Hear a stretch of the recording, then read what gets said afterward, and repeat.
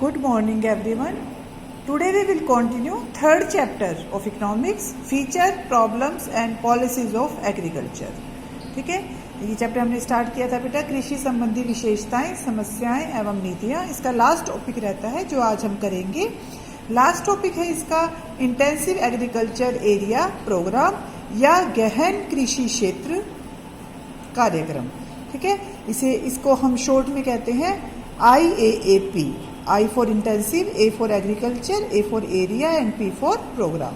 ठीक है, इसमें क्या होता है, इसमें ये सबसे पहले 1964-5 में 117 डिस्ट्रिक्ट में ये शुरू किया गया था।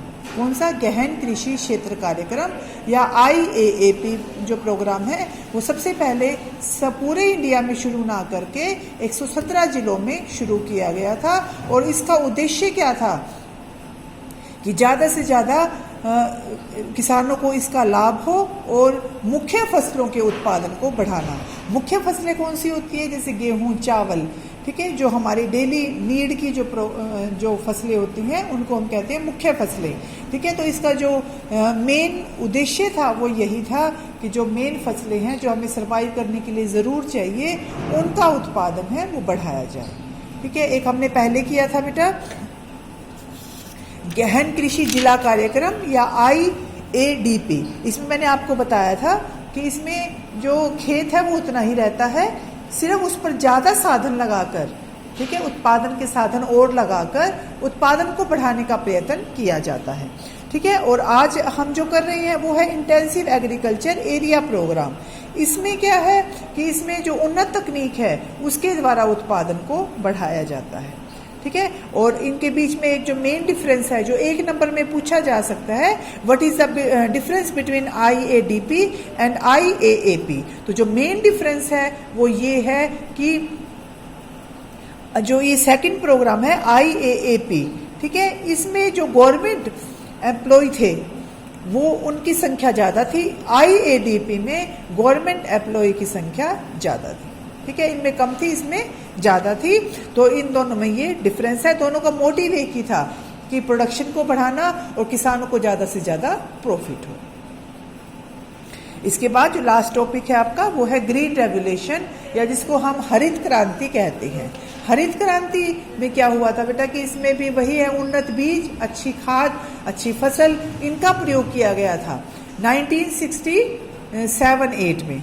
ठीक है, तो एकदम से जब 1967 में अच्छी बीज, खाद, पेस्टिसाइड का प्रयोग किया गया तो 1966-67 की तुलना में एकदम से 25% है प्रोडक्शन बहुत हो गया था। एक ही साल में 25% प्रोडक्शन बढ़ना बहुत बड़ी बात थी।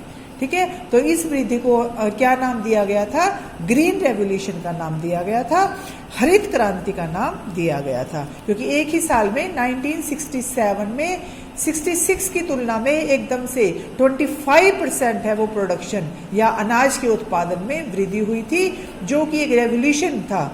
और इस रेवोल्यूशन को क्या नाम दिया गया था? हरित क्रांति या ग्रीन रेवोल्यूशन का नाम दिया गया था। इसकी डेफिनेशन अगर आ जाता है, what is green revolution? Green revolution refers to that tremendous increase in agricultural production which was possible due to adoption of new agricultural strategy। जो हरित क्रांति थी उसका मतलब था कि उत्पादन में भारी वृद्धि हुई है, और वो भारी वृद्धि किस वजह से हुई है? क्योंकि हमने नई कृषि की नीति को अपनाया था, कृषि की नई नीति को अपनाया था, इसलिए उत्पादन में भारी वृद्धि हुई थी। इसका अभिप्राय क्या था कि कृषि उत्पादन में काफी अधिक वृद्धि और दीर्घ काल में कृषि उत्पादन के उच्च स्तर को स्थिर रखना। इसका जो उद्देश्य था हरित क्रांति का फिर वो ये रहा कि अब जो प्रोडक्शन में इंक्रीमेंट हुई है वो आगे भी स्थिर रहे, स्टेबल रहे, ऐसे ही जो प्रोडक्शन है वो बढ़ता रहे। ठीक है, तो ये हरित क्रांति थी। इसके इफेक्ट क्या हुए थे? इसके इफेक्ट सारे अच्छे ही थे। सबसे पहले था इंक्रीज इन प्रोडक्शन, कि उत्पादन में वो बहुत तेजी से वृद्धि हुई है। मैंने आपको बताया है कि एक ही साल में 25% है वो इंक्रीमेंट हुई थी प्रोडक्शन में। ठीक है, और 1967 में जो प्रोडक्शन है वो बढ़कर 950 लाख टन्स हो गया था। ठीक है, सेकंड है कैपिटलिस्टिक फार्मिंग या पूंजीवादी खेती। हरित क्रांति का लाभ उठाने के लिए बहुत अधिक धन की आवश्यकता थी और इतना धन केवल वही किसान खर्च कर सकते थे जिनके पास कम से कम 10 हेक्टेयर से अधिक भूमि हो। अतः हरित क्रांति के फलस्वरूप पूंजीवादी खेती को प्रोत्साहन मिला। तो इसका एक छोटा सा ये डिमेरिट था बेटा कि थोड़ा सा पैसा ज़्यादा खर्च होता था। अगर आप अच्छे बीज अच्छी खाद यूज करोगे तो नेचुरल ऐसा लगेगा उसमें। तो बड़े किसानों को इसमें ज़्यादा फायदा हुआ था जिनके पास पैसा ज़्यादा है, जो पैसा खर्च कर सकते थे अच्छे बीज अच्छे खादों पर। ठीक है। और जो थर्ड है वो है प्रोस्पेरिटी ऑफ फार्मर्स, कि इससे किसानों की समृद्धि बढ़ गई थी, किसानों में काफ़ी उनकी व्यवस्था में काफ़ी सुधार हुआ था। ठीक है। और कई व्यवसायी है वो ये और काम छोड़कर खेती की तरफ आकर्षित हुए थे। और फोर्थ है खाद्यान्न के आयात में कमी। मैंने आपको पहले बताया था बेटा कि कोई भी देश अगर आयात करता है तो इससे उसको नुकसान होता है। तो ग्रीन रेवोल्यूशन जब हुआ था तो इससे क्या हुआ था, खाद्यान्न के आयातों में कमी आ गई थी, हम बाहर से इंपोर्ट कम करने लगे थे। ठीक है। और प्रोफेसर दांतेवाला ने लिखा है green revolution has given A breathing time, कि हरित क्रांति ने सांस लेने का समय दिया है। There will be relief from the anxiety of food shortage, हमारे देश में जो खाद्यान्न की कमी है उसकी चिंता से हमें छुटकारा मिलेगा इससे।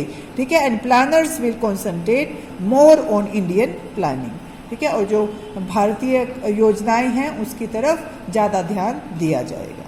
ठीक है। ये चैप्टर कंप्लीट हो गया बेटा। अब इसका टेस्ट होगा, कल मैं आपका इसका टेस्ट लूँगी।